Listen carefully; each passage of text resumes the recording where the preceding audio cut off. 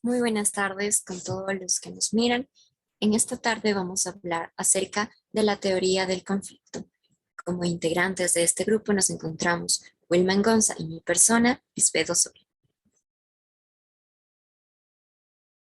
Para empezar con esta exposición, es importante entender la definición de la palabra conflicto.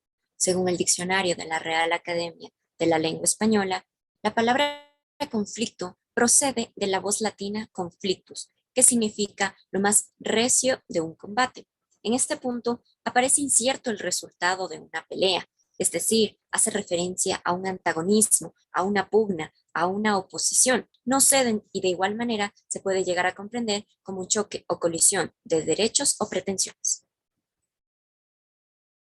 Ahora bien, debemos entender cuáles son los factores externos que pueden crear las tensiones o también denominados conflictos. Para esto analizaremos lo que son las palabras y los gestos, los actos y las actitudes y los acontecimientos, o también denominadas aspiraciones de las necesidades individuales que tienen una jerarquía. El conflicto debemos comprenderlo. Esto nos dice que surge a través de los deseos o también denominadas aspiraciones de las necesidades individuales que tienen una jerarquía.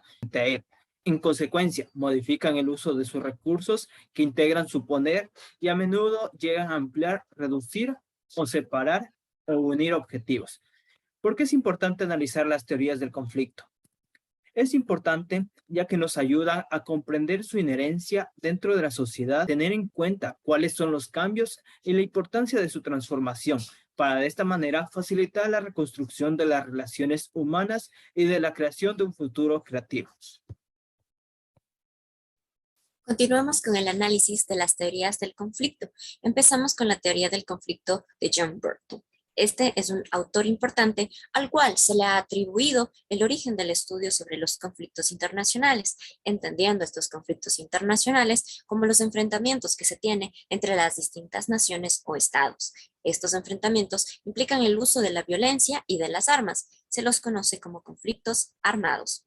Además, este autor fundó el Centro para el Análisis de los Conflictos en la Universidad de Londres. Su método se construye a través de un proceso inductivo basado entre el conflicto de Malasia e Indonesia. Sin embargo, a medida de que el autor va desarrollando su teoría y su práctica, va cambiando sus ideas hasta que finalmente dan lugar a un método conocido actualmente como Control Communication.